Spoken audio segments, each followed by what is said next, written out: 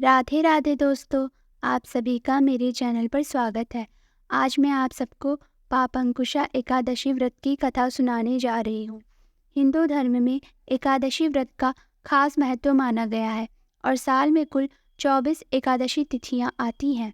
अश्विन माह के शुक्ल पक्ष की एकादशी तिथि पापंकुशा एकादशी कहते हैं, क्योंकि यह व्रत व्यक्ति को सभी पापों से मुक्ति दिलाता है और मृत्यु के बाद मोक्ष की प्राप्ति भी दिलाता है।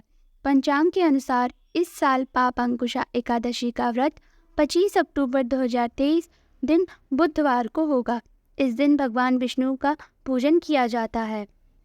एकादशी पूजा विधि: सुबह जल्दी उठकर स्नान आदि से निवृत्त हो जाएं। घर के मंदिर में दीप प्रज्वलित करें।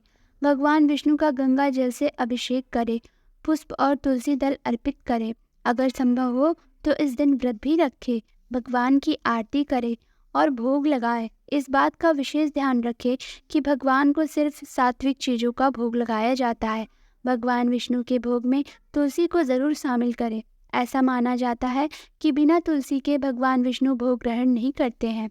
इस पावन दिन भगवान विष्णु के साथ ही माता लक्ष्मी की पूजा भी करें। पूजा के बाद यह व्रत कथा अवश्य सुने। सनातन धर्म में बिना व्रत कथा के कोई भी व्रत पूरा नहीं माना जाता है। पापांकुशा एकादशी व्रत कथा: पौराणिक कथाओं के अनुसार भगवान श्री कृष्ण ने युधिष्ठिर को पापांकुशा एकादशी व्रत कथा सुनाई थी, जो कि इस प्रकार है। विंध्य पर्वत पर क्रोधन नामक एक बहेलिया रहता था। वह बेहद ही हिंसक, कठोर, अधर्मी, पाप कर्मों में लिप्त रहने वाला व्यक्ति था। समय बीतने के साथ ही उसके जीवन का अंतिम क्षण आने वाला था।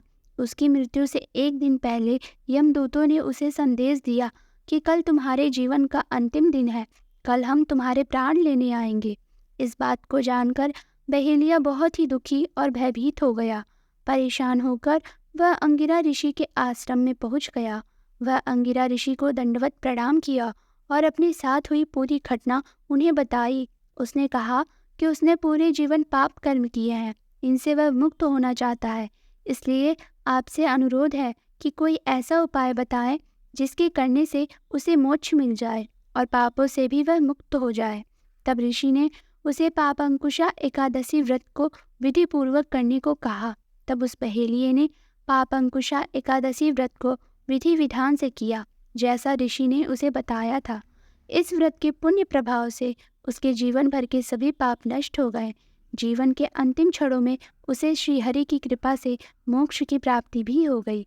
भगवान श्री कृष्ण ने युधिष्ठिर से कहा कि जो भी व्यक्ति पापंकुशा एकादशी व्रत करता है उसे सुयोग्य जीवन साथी मिलता है। धन धान्य की कोई कमी नहीं रहती। वह स्वयं का उद्धार तो करता ही है, उसकी कई पीढ़ियां भी तर जाती हैं।